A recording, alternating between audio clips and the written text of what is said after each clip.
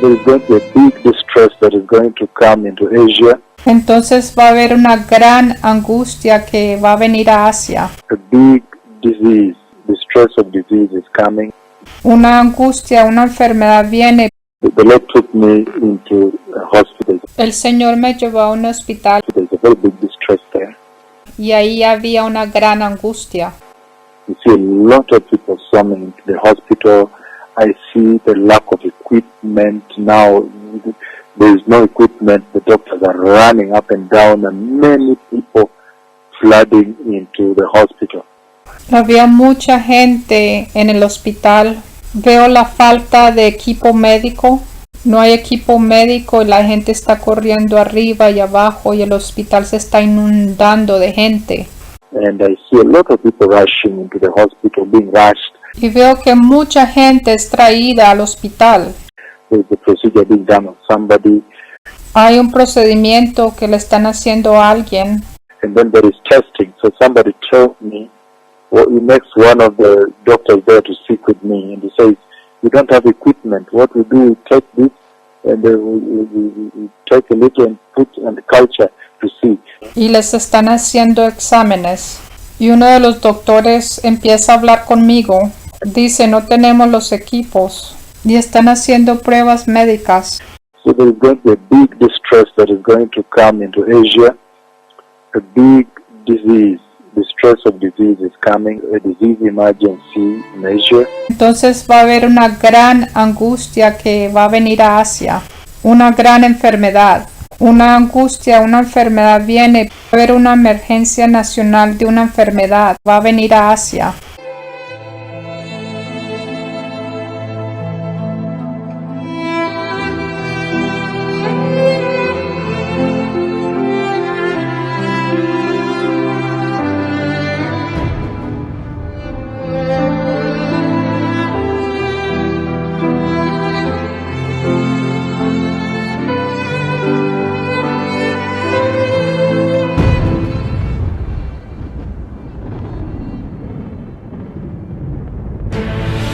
This is CNN Breaking News. Officials in China are dealing with a major health crisis at the worst possible time of year. With at least 7 major cities under a travel ban, officials have suspended public transport, outgoing flights have been cancelled and train services shut down, leaving more than 20 million people going nowhere.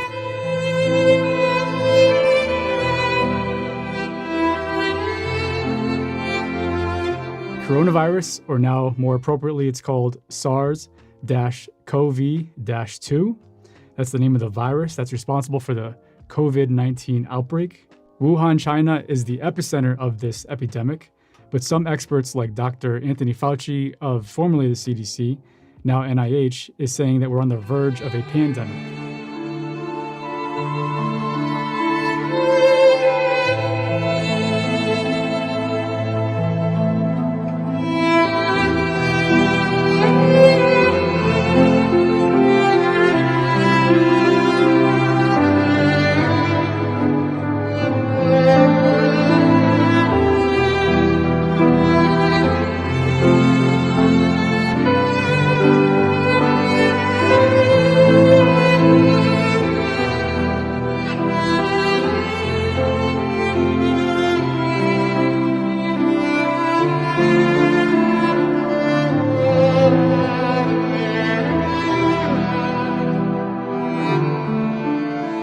Let's get straight to the latest on the coronavirus emergency. Overnight, 2 more people have died, both of them in Florida. As we come on the air this morning, at least 234 people have been diagnosed with the virus in the U.S., according to the CDC. Also this morning, President Trump has signed a bill allocating $8 billion to fight coronavirus. This as events all over the country are being canceled, including the South by Southwest Arts and Music Festival in Austin, Texas.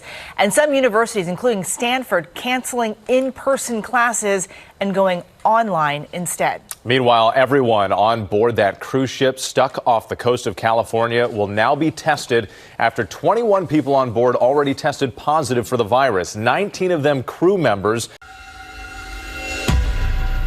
These are coronavirus test kits being flown by chopper to the Grand Princess cruise ship after reports of a suspected outbreak of COVID-19. All passengers and crew will be tested for the coronavirus. Those that need to be quarantined will be quarantined. Those that require additional medical attention will receive it. Outside the San Francisco hospital, they were setting up tents to handle any overflow coronavirus patients as the virus wreaks havoc across the country. In the United States, there are hundreds of cases in at least 26 states with at least 17 deaths. Daily life has been disrupted. The wildly popular Austin Festival South by Southwest now canceled, along with dozens of other large gatherings. And now a wave of school closures. Classes are canceled here. That means no classes, no practices, no after-school activities. And many employees are being told to work from home, including everyone at Apple headquarters in Cupertino, California, and Microsoft. The hardest hit area is Washington State, where there have been more than 80 cases and at least 14 deaths. Seattle's iconic Pike Place Market, normally bustling with tourists and shoppers, virtually deserted yesterday. It's like a ghost town. The epicenter is here, the Life Care Center in Kirkland, where at least 10 people have died. The epidemic started in China, in Wuhan. That city has now been on lockdown for 2 months. Its 11 million inhabitants, mostly out of sight, streets deserted, public transportation almost non-existent. The rapid spread of the virus also impacting the global economy. From toys to clothing to gardening supplies, companies across the country rely on Chinese factories now shut down by the outbreak. The travel industry has faced many shocks of different types before, but this is something different. The last time we've seen anything close to this was post 9/11. It's the range and scale of industry that's truly worrying. Think about it. It's more than just planes and trains. It's the hotels where we stay, the restaurants we dine at, the credit cards we use for expenses. Giant companies like Nestle and Unilever have restricted almost all business travel. And massive trade shows like Mobile World Congress have been cancelled, along with even travel trade shows such as ITB. It's creating a cascading threat to the travel industry and the millions of people who depend on it. If there's nobody traveling on planes, there's nobody staying in hotels. If no one's staying in hotels, no one's going to restaurants, no one's using taxi cabs, Ubers, chauffeured cars, or anything else. Everything kind of stops, and that's the problem. This is what the impact of coronavirus looks like on Chinese airspace. Busy routes disappeared altogether at the height of the outbreak as travelers stayed home.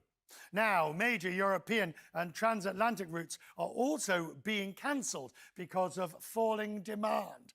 All told, IATA says it will cost airlines more than $29 billion this year. It is not good. I'm talking to people who say that this is the worst crisis for airlines since at least 2008 and maybe post 9/11. People right now don't want to travel. The cruise industry has been particularly hard hit. Last month, thousands of people were confined on board 2 cruise ships amid fears of spreading the virus. Coronavirus was detected on only one of the ships. There are fresh restrictions as companies deny boarding to passengers deemed at risk. Cruise line share prices have tumbled heavily. And some countries are turning ships away from ports that rely on the constant flow of tourists. So look at the effects on some of the major players across 3 areas. Cruise lines, Carnival, straight the way down. United Airlines, with all those Asian routes out of the West Coast, also a big faller. And the largest hotel group in the world, Marriott, have seen some very serious falls, down some 21%. An Iranian politician has died after contracting the coronavirus, as health authorities there reported 21 new deaths over the past 24 hours. It brings the total number of fatalities in Iran to 145, while nearly 6,000 infections have been confirmed across the country. But Iran's mosque authority has postponed all group prayers and gatherings until further notice. A new leap in the spread of coronavirus in France, with the number of confirmed cases jumping by nearly 50% in just 24 hours. The French government maintains, though, that the spread of the disease remains at stage 2, falling short of a full-blown epidemic. The virus is present in parts of the country. It is spreading, but it is not present throughout the country. I reiterate our strategy for stage 2, to do everything we can to slow the virus's spread and to slow the arrival of an epidemic. Echoing President Emmanuel Macron, though, Philippe recognized that France would inevitably move into phase 3 in the coming weeks. That would mean far more restrictive measures, including shutting down schools and public transit, as well as banning almost all public gatherings. For now, such measures will be partially implemented in 2 of France's 101 departments.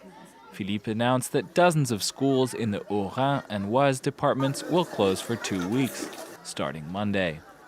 Well, the country worst affected by the coronavirus in Europe is Italy, where infections have jumped by 50% in 24 hours and 52 people have died. In the village of Vo, near the northern city of Padua, teams of scientists try to get a handle on how this disease is developing. Every inhabitant kept here under quarantine for more than 2 weeks is retested. With no one having arrived or left, they hope to learn where and how COVID-19 spreads through a population. And spread it does, ever faster in Italy, with almost 200 now dead, a quarter of them within just the last 24 hours. Stringent new measures are in place nationwide, and yet still the number of infections rise. Closing schools like this one in Monticello di Brianza, north of Milan, has left Giovanni and Gabriele studying at home. Football and youth clubs cancelled. The death toll worldwide has now surpassed 3,000, with more than 89,000 infections confirmed. Some of the latest countries to report cases include Azerbaijan, Ecuador, Latvia and Senegal. Iran is experiencing a severe outbreak. 66 people are said to have died from COVID-19, but there are fears that the government there has not reported its true scale. In France, 2 more people have died from the disease, bringing its total to 4. 4 more have been diagnosed with coronavirus in England. They're in Hertfordshire, Devon and Kent. The total for the UK now stands at 40, and all 4 of the new UK cases had travelled to Italy.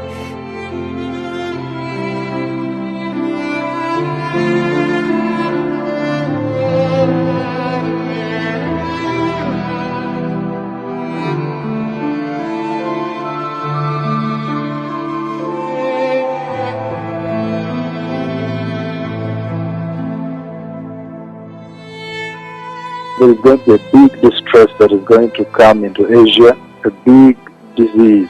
The stress of disease is coming, a disease emergency in Asia. Entonces va a haber una gran angustia que va a venir a Asia, una gran enfermedad. Una angustia, una enfermedad viene, pero una emergencia nacional de una enfermedad va a venir a Asia.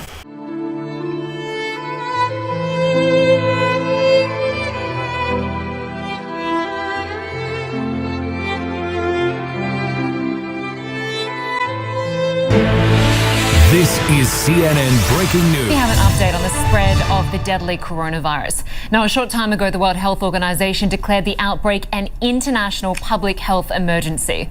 The organization's Director General explains why they've taken this step.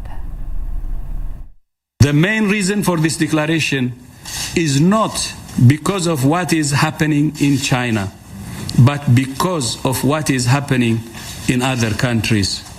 Our greatest concern is the potential for the virus to spread to countries with weaker health systems and which are ill prepared to deal with it. The World Health Organization tonight has now declared the outbreak a global health emergency after a tenfold jump in cases in just a week.